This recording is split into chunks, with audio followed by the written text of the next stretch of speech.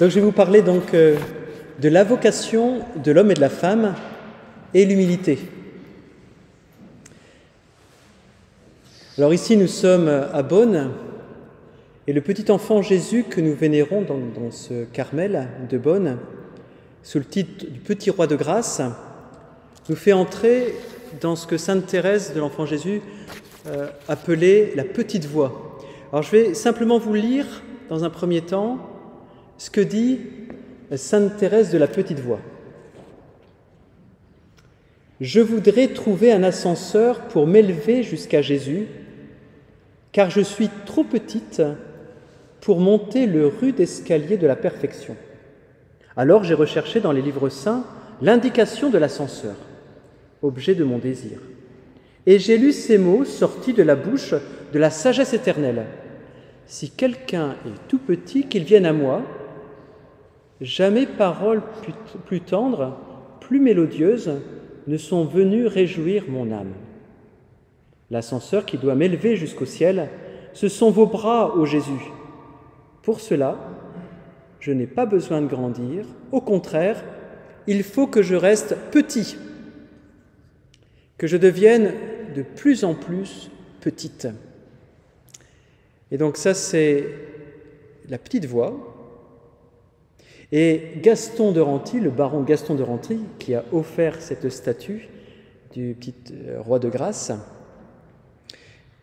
quand il s'est rendu à Beaune, donc au XVIIe siècle, dira à propos de l'esprit d'enfance, mais c'est la petite voix, l'esprit d'enfance, il dira, donc ça c'est le baron de Ranty, l'esprit d'enfance est un état où il faut vivre au jour le jour, dans une parfaite mort à soi-même, en total abandon à la volonté du Père.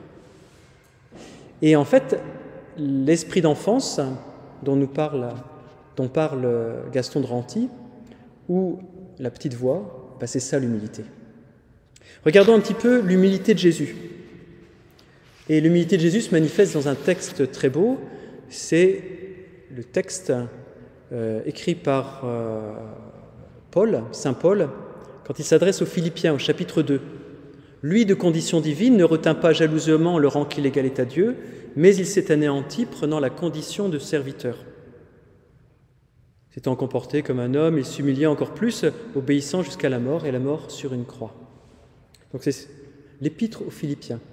Donc la kénose, c'est-à-dire l'abaissement du Christ, commence pas simplement à la passion, ça commence dans le ventre de la Vierge Marie et se consomme sur le bois de la croix.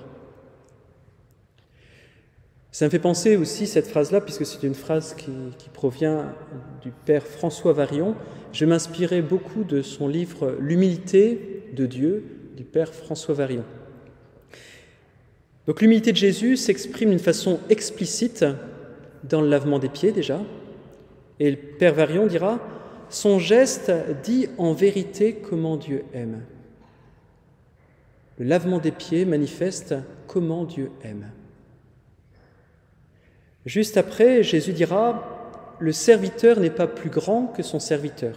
Le serviteur n'est pas plus grand que son Seigneur. » Dans Saint Jean, chapitre 13. C'est une invitation pour nous donc, à faire de même, à laver les pieds de nos frères, à nous mettre à leur service.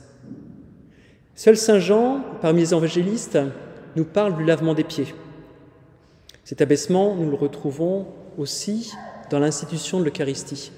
« Ceci est mon corps livré pour vous, mon sang répandu. » Et l'extrême simplicité de ces paroles et du geste qui les accompagne est à l'image de l'humilité de Jésus.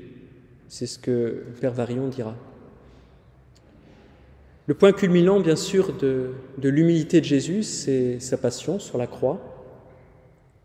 Et le père Varion dira « En Jésus crucifié est rendu manifeste le pur pour toi, négateur du pour soi de Dieu Tout-Puissant. » C'est-à-dire, sur la croix, Jésus manifeste vraiment le pour toi, je meurs sur la croix pour toi, et non pas, comme nous avons l'habitude de le faire, pour moi, tout pour moi. Là, c'est pour toi, pour toi. Jésus, dans l'Évangile, dit « Je ne suis pas venu pour faire ma volonté, mais la volonté de Dieu. » Là, je viens de survoler l'humilité de Jésus. Regardons un petit peu l'humilité de Dieu, c'est-à-dire Dieu, Père, Fils et Saint-Esprit. Le Père Varillon, toujours, dira « Dieu est immensément grand, puissant, mais sa grandeur est de pouvoir tout ce que peut l'amour, jusqu'à l'effacement de soi. » C'est-à-dire la puissance de Dieu est proportionnelle à son abaissement, à son effacement. L'humilité de Dieu révèle sa toute-puissance. Et il dira, une phrase que je trouve très très belle, en tout cas l'idée est très très belle, c'est la toute-puissance du calvaire qui révèle la vraie nature de la toute-puissance de l'être infini. Ce qui suit qui est intéressant. L'humilité de l'amour donne la clé. Et c'est ça qui est intéressant. Il faut peu de puissance pour s'exhiber. Effectivement, je peux dire, ouais, je suis le meilleur. C'est facile de dire ça. Vous êtes des nuls. Ça, c'est facile de dire ça. Par contre, il faut énormément de puissance pour s'effacer. Je trouve que c'est superbe ce qu'il dit. Dieu est puissance infinie d'effacement de soi. Dieu manifeste sa puissance par son abaissement. C'était facile pour lui dire ouais, « Vous êtes des moucherons, je vous ai créés. » Et c'est bien plus grand pour Dieu de s'abaisser, de dire « Je vais te laver les pieds, toi qui es pécheur. Toi, non, il ne veut pas dire qu'il n'en connaît rien. Toi que j'aime, je vais laver tes pieds. » Et c'est ça la puissance de Dieu. Elle se manifeste là. Donc la puissance de Dieu se manifeste dans l'abaissement, mais se manifeste aussi dans la gratuité. Dieu n'attend rien en retour. Dieu n'attend rien en retour. Dieu est gratuité pure, comme il dira. En lui, pas de trace de calcul. Il m'offre de participer à sa vie sans calcul. Il donne. Et c'est ça qui manifeste la puissance de Dieu aussi. La réciprocité, ce n'est pas ce que Dieu attend. Dieu ne demande pas amour pour amour à ses créatures bien-aimées. Il demande simplement qu'on ouvre notre cœur. L'humilité de Dieu, qui se révèle donc par son abaissement, par le fait de laver les pieds de ses disciples, par le fait de mourir pour chacun d'entre nous, se manifeste aussi par la gratuité. L'humilité de Dieu, qui révèle sa puissance infinie, se manifeste aussi dans la délégation qu'il fait à l'homme. Dans le récit de la Genèse, on voit que Dieu dit « Soumettez la terre, dominez sur les poissons, dominez sur les oiseaux du ciel, et ainsi de suite. » La toute-puissance de Dieu fait confiance en l'homme.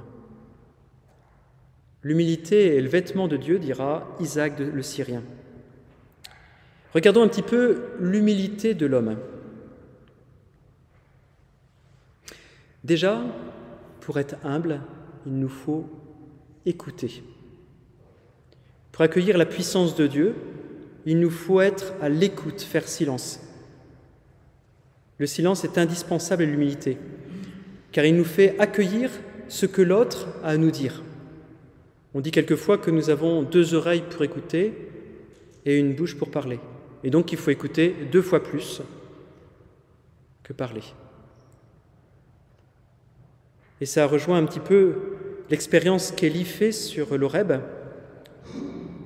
Le passage de Dieu ne se fait pas dans le bruit.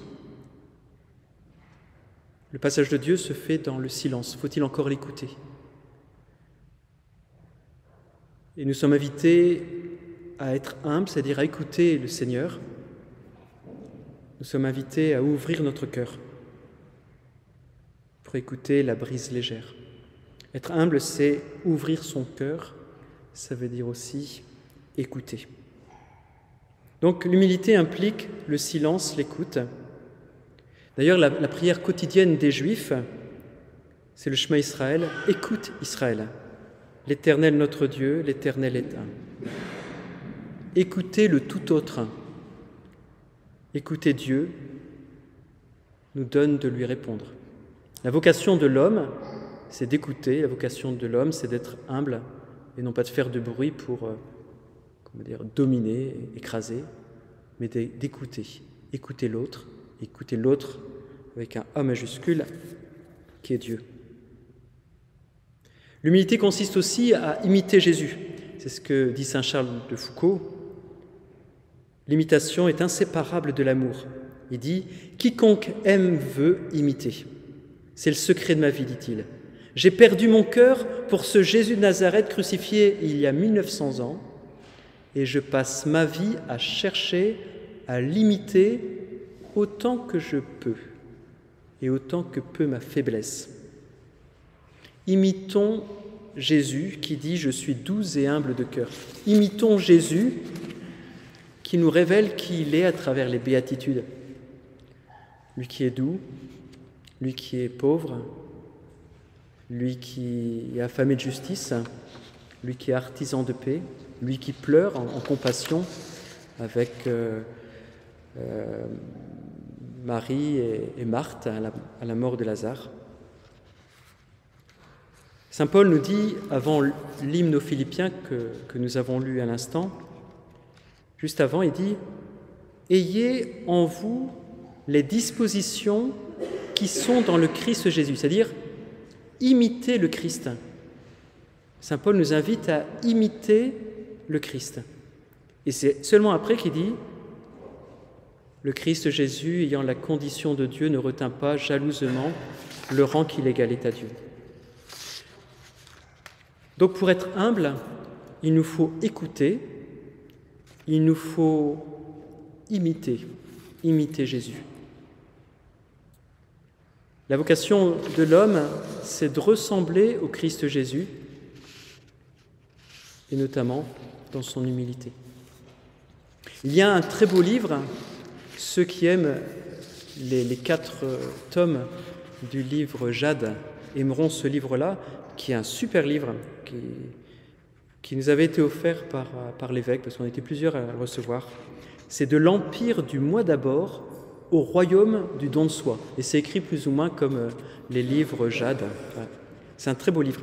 Et la postface, c'est-à-dire la conclusion, je ne sais pas si ça s'appelle une conclusion, mais en tout cas la postface, dit « Si nous voulons que Dieu vienne nous visiter, qu'il soit présent dans notre vie, il faut commencer par rapetisser son moi. Et c'est le renoncement à sa volonté propre, à ses désirs illimités de jouissance et de pouvoir qui amène l'homme à se débarrasser peu à peu de son égoïsme. » Donc nous sommes invités à écouter pour être humbles, à imiter Jésus, mais bien sûr il faut mourir à son ego, mourir à son moi tout-puissant. La vocation de l'homme, qui est de ressembler à l'humilité de Dieu, lui impose une mort, donc à son ego. Et il y a Thomas More, donc saint Thomas More, qui était chancelier du roi Henri VIII au XVIe siècle, qui faisait cette prière, qui est admirable. « Ne permets pas, donc Seigneur, que je me fasse trop de soucis pour cette chose encombrante que j'appelle moi. » Cette chose encombrante que j'appelle moi. Et Dieu sait qu'on se fait du souci pour cette chose encombrante qu'on appelle moi. Ne permets pas que je me fasse trop de soucis pour cette chose encombrante que j'appelle moi. Si on veut vivre d'amour, que ce soit dans une famille, dans une communauté, dans un pays ou dans le monde, il faut que ce moi diminue. Et comme dit le philosophe Maurice Zindel, il faut que mon je soit l'autre. Et j'aime à dire que Maurice Zindel, qui est un philosophe, qui est prêtre suisse, qui était un prêtre suisse, en fait, n'a pas simplement écrit des bons bouquins ou prêché, il l'a vécu. Il se faisait tabasser, le gars, par les SDF, parce qu'il avait l'habitude de donner de l'argent, puis quand il n'avait plus d'argent, c'est un petit peu comme Saint-Martin, il n'avait plus d'argent, et il a dû donner la moitié de sa cape pour Saint-Martin. Et ben Zindel, il se faisait taper parce qu'il n'avait plus d'argent et les SDF voulaient de l'argent. Donc ce n'est pas simplement quelqu'un qui a écrit, c'est quelqu'un qui a vécu ce qu'il disait. Il disait, il faut que mon je, mon centre de mon moi, ça soit l'autre. Et dans l'humilité, j'accepte aussi de dépendre de l'autre. Accepter de dépendre de l'autre. Et François Varillon disait, on ne peut pas dire à la fois je t'aime et je veux être indépendant de toi. C'est valable dans la vie communautaire, c'est valable dans la vie de famille. On ne peut pas dire je t'aime et je veux être indépendant de toi. Il dit, ceci annule cela. Quand on aime, on veut dépendre. Je te suivrai jusqu'au bout du monde. Donc l'humilité consiste à écouter, à imiter, à mourir à son ego, mais aussi, on va dire, à déléguer. La délégation ou la subsidiarité est un acte d'humilité. Vouloir faire tout seul est un repliement sur soi. Et là, on peut repenser à ce que je disais par rapport à la Genèse. Dieu délègue, il confie la création, les poissons, et ainsi de suite, là, les animaux, il les confie à l'homme. Il n'y a pas besoin de confier tout ça à l'homme, il les confie. Dieu délègue. Vouloir faire tout seul est un repli sur soi. Et nous ne faisons pas exister ce qui nous entoure. La vocation de l'homme et de la femme, c'est de faire grandir ceux qui nous entourent par le don de soi. Le Père Varillon toujours disait « Aimer, c'est vouloir être par l'autre et pour l'autre. L'autre a à m'apporter et moi j'ai à lui apporter. Par l'autre, c'est l'accueil. Je dois accueillir l'autre tel qu'il est et pour l'autre, c'est le don. » Accepter de dépendre des autres, accepter de recevoir des autres, c'est un bel acte d'humilité. Et c'est exactement l'inverse de ce qu'ont fait Adam et Ève. Adam et Ève, ils n'ont pas voulu dépendre de Dieu. Ils n'ont pas voulu recevoir le bonheur de l'autre par excellence, qu'est Dieu. Ils n'ont pas voulu accueillir la vie que Dieu leur donnait dans le jardin d'Éden. Ils ont voulu avoir une mainmise sur Dieu, en connaissant comme Dieu, afin de ne plus devoir dépendre de Dieu. Et Adam et Ève ont fait un acte mais qui va à l'encontre de l'humilité. Je ne veux pas dépendre des autres. Charles de Foucault, dont on a parlé à l'instant là, il a fait une expérience incroyable en 1908. On parle de 2 conversions. Il y a la fameuse conversion avec l'abbé Huvelin, donc à Saint-Augustin à Paris, en sachant que, je veux dire, il ne s'est pas converti comme ça. Hein. Je veux dire, il y a toute une progression. Il a d'abord fait l'expérience, on va dire, de Dieu, en voyant notamment un musulman prier au Maroc quand il y était, et ça fait son chemin, et puis s'est converti donc il y a eu un acte tout particulier de communion et de confession, donc à Saint-Augustin avec l'abbé Huvelin. Mais on parle également d'une 2e conversion. Et c'est Monseigneur Dufour qui parle de cette 2e conversion. Donc, où Charles de Foucault a grandi en humilité, après avoir fait une expérience de vulnérabilité. Donc ça se passe en 1908. Charles était tombé malade et il frôle la mort. Et là, les Touaregs, qui n'ont presque rien à manger, lui donnent tout, notamment du lait, pour qu'il puisse survivre. Charles ne peut rien faire. Il doit dépendre à tout prix des Touaregs. Il est sur le point de mourir. Et cet épisode de sa vie, c'est ce que dit Monseigneur Dufour, cet épisode de sa vie lui fera faire un pas décisif sur le chemin de l'humilité. Il devra se laisser aider et soigner par ses amis les Touaregs. Pour lui, parce que Charles de Foucault, c'est quelqu'un de volontaire, hein, ouais, c'est vraiment à tel point que je crois que c'est l'abbé Huvelin, il lui avait dit surtout ne fonde pas, ne crée pas de communauté. Je t'en supplie, ne crée pas de communauté. Tellement il est volontariste, allez à fond, tout simplement parce que sa règle de vie était intenable. C'est vu le caractère et ainsi de suite. Donc très volontariste, je peux tout faire par mes propres forces et ainsi de suite. Donc pour lui, si volontariste, ce sera une deuxième conversion, donc c'est ce que dit Monseigneur Dufour, qui le fera communier au Christ, qui s'est abandonné tout entier dans les mains de son Père.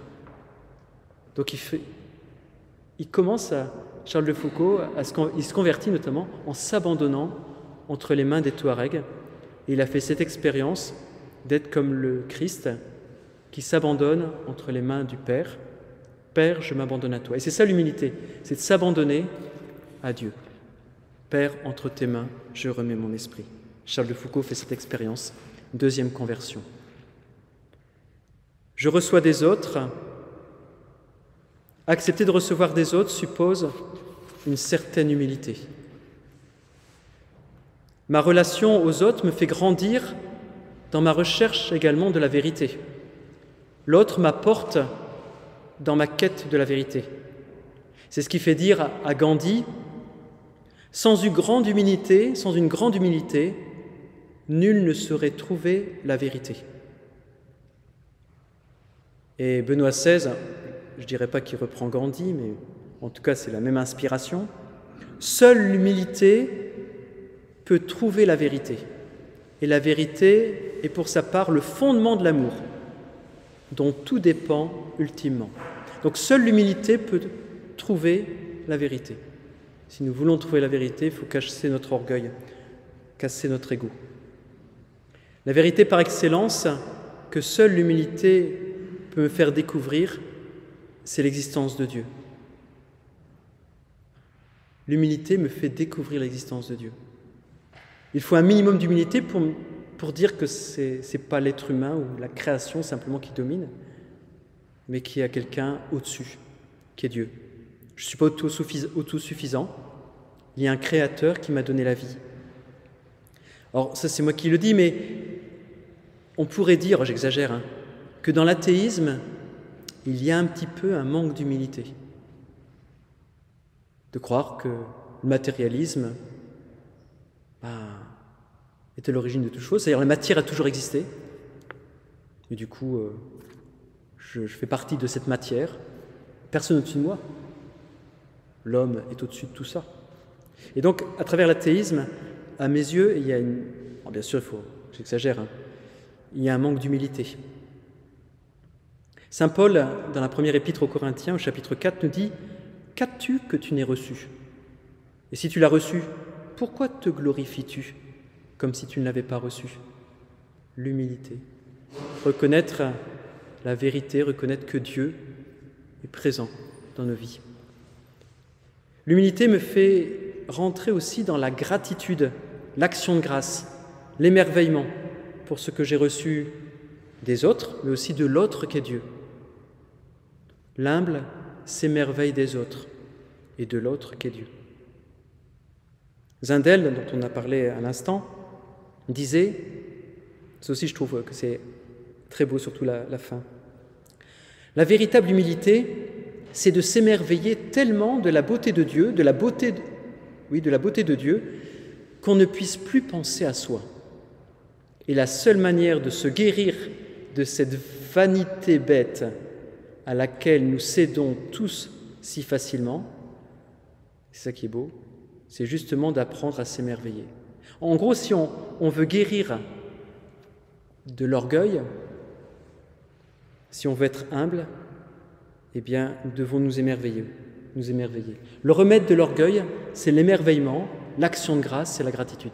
Effectivement, si je vois les belles choses qu'il y a en l'autre, je n'ai pas envie de l'écraser, je vais avoir envie de recevoir. Et pareil pour Dieu, c'est-à-dire si je m'émerveille devant la création, je vais me sentir petit, mais petit mais à ma juste place, pas écrasé par Dieu, mais je vais me sentir aimé et je ne vais pas avoir l'envie d'être comme Adam et Ève, d'être à l'égal de Dieu.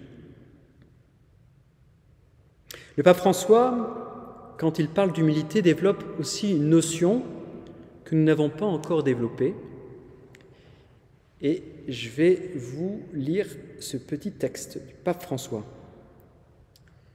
Il nous dit donc, le pape François, « Quelle est la signification du mot humilité ? Certains croient qu'être humble signifie être bien élevé, courtois, fermer les yeux pendant la prière, avoir une sorte de visage d'image pieuse.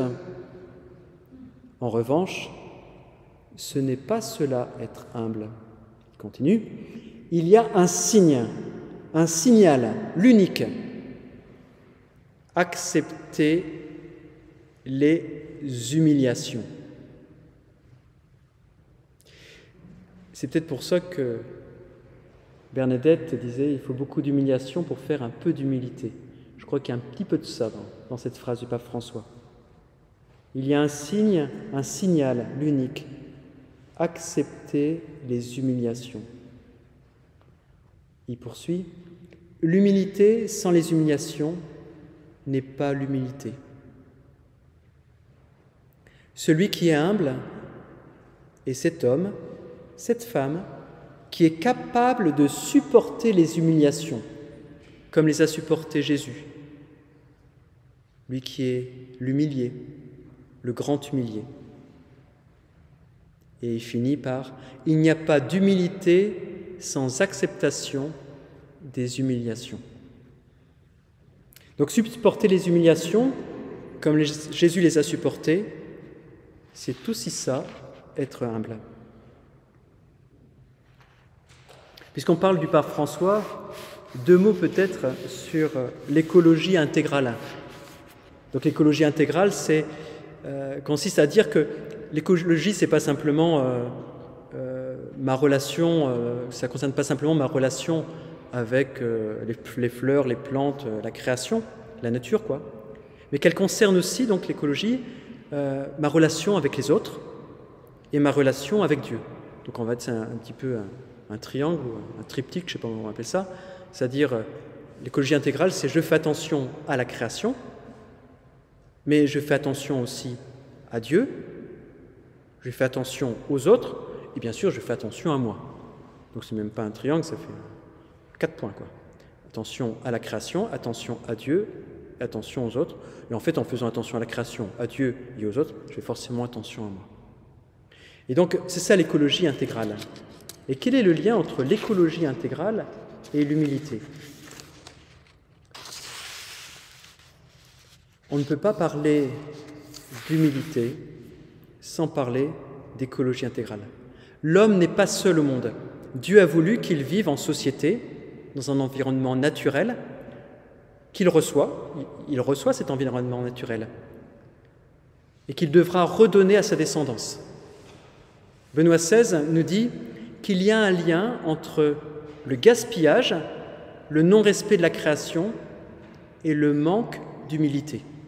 Alors Benoît XVI dit « Le gaspillage des ressources de la création commence là où nous ne reconnaissons plus aucune instance au-dessus de nous. Mais ne voyons plus que nous-mêmes. » Effectivement, si je laisse mon papier par terre, je fais attention qu'à moi et ça pollue.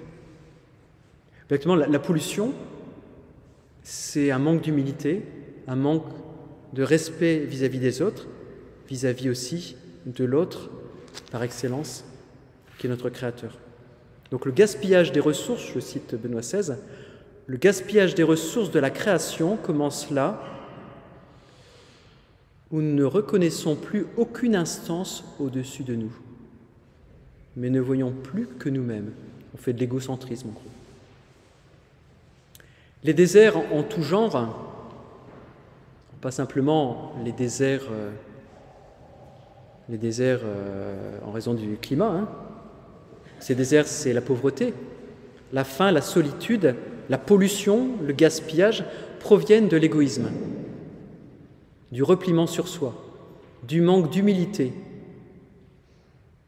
on va dire du désert intérieur. Notre désert intérieur, notre égoïsme provoque la pauvreté, la faim, la solitude, la pollution, le gaspillage, ainsi de suite, quoi. Et c'est ce que dit Benoît XVI, il dit « Les déserts extérieurs se multiplient dans notre monde parce que les déserts intérieurs sont devenus très grands, les déserts de notre cœur.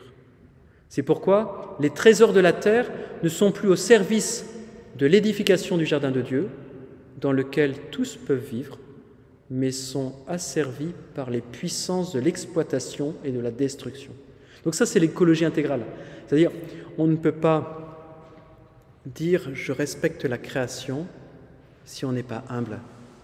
Et si on veut que l'écologie aille mieux, il nous faut être humble. Si on domine, si on écrase tout, eh bien on rentre dans un esprit consumériste, on pollue et tout va à volo et tout s'écrase, quoi. Homme, humilité, humiliation ont la même racine, c'est humus, terre.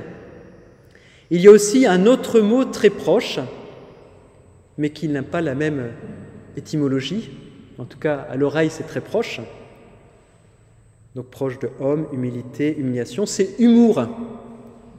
Il ne peut pas y avoir d'humilité sans un brin d'humour, il ne peut pas. Le Père Pascalil dit que le salut de l'orgueil, c'est l'humour. Si nous voulons nous soigner de l'orgueil, eh bien, il nous faut de l'humour, savoir rire de soi, ne pas se prendre trop au sérieux. Nous avons des exemples de l'humour qui rabaisse l'orgueil dans la vie de Jean 23. Je cite Jean 23. « Souvent je me réveille la nuit et je me mets à penser à une série de problèmes graves. » Et donc dans son rêve, pas dans son rêve, mais ça trotte dans sa tête pendant qu'il dort. Je décide d'en parler au pape. Ensuite, je me réveille complètement et je me rappelle que je suis pape. Souvent, il disait « Tout le monde peut être pape. La preuve, c'est que je suis. » Et je crois que c'est important de savoir rire de soi. Et comme dit le Père Pascalide, le salut de l'orgueil, c'est l'humour. Si nous sommes capables de rire de nous-mêmes, nous sommes plus à même à ravaler notre orgueil. Pour finir, 2 mots simplement sur humilité et sacrement. Les sacrements manifestent l'humilité de Dieu. Il suffit de regarder l'Eucharistie qui exprime au mieux l'humilité de Dieu. D'une manière générale, tous les sacrements expriment l'humilité de Dieu, car ils consistent pour Dieu à s'abaisser pour que l'homme et la femme grandissent en sainteté. Ceci peut être résumé par la parole de saint Irénée « Dieu s'est fait homme pour que l'homme devienne Dieu ». Dans tous les sacrements, Dieu s'abaisse pour nous rejoindre. Et donc, si nous voulons voir l'humilité de Dieu, regardons tous les sacrements, pas simplement l'Eucharistie, quand nous chantons sur l'humilité de Dieu et ainsi de suite. Dans tout sacrement, c'est Dieu qui s'abaisse pour nous faire grandir.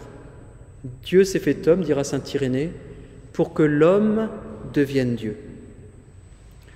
Pour l'homme et la femme, recevoir le sacrement de l'Eucharistie, mais aussi tous les sacrements, manifestent aussi leur humilité. Ils manifestent qu'ils ont besoin de Dieu pour réaliser leur vocation humaine. Si nous venons à la messe, nous recevons le sacrement de confession, le sacrement des malades, c'est qu'on se dit « Seigneur, sans toi, je ne peux rien ». Et cela, le fait de venir recevoir le sacrement manifeste notre humilité.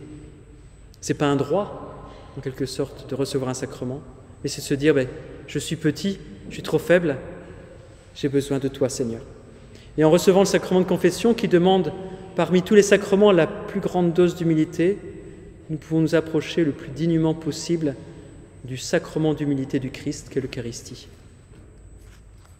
On dit que le plus grand des sacrements, Même si on pourrait poser une question, quel est le plus grand des sacrements? Et moi je pensais que c'était le baptême. Eh non, c'est l'Eucharistie. C'est vraiment le signe de l'abaissement du Christ. Et c'est parce que c'est le signe vraiment de l'humilité de Dieu que c'est le plus grand des sacrements. Et nous, c'est pareil, si nous voulons devenir grands, eh bien, vivons d'humilité. Pour conclure, j'aimerais simplement finir par une phrase du pape François, le 5 février 2020. En quoi le Christ s'est-il montré puissant? Réponse, parce qu'il a su faire ce que les rois de la terre ne font pas. Donner sa vie pour les hommes. Effectivement, les rois de la terre ne le font pas. Et c'est cela, le vrai pouvoir. Le pouvoir de la fraternité, le pouvoir de la charité, le pouvoir de l'amour, le pouvoir de l'humilité. Voilà ce qu'a fait le Christ. C'est en cela qu'est la vraie liberté. Celui qui a ce pouvoir de l'humilité, du service, de la fraternité, il est libre. Si nous voulons être libres, ayons ce pouvoir de l'humilité, du service et de la fraternité.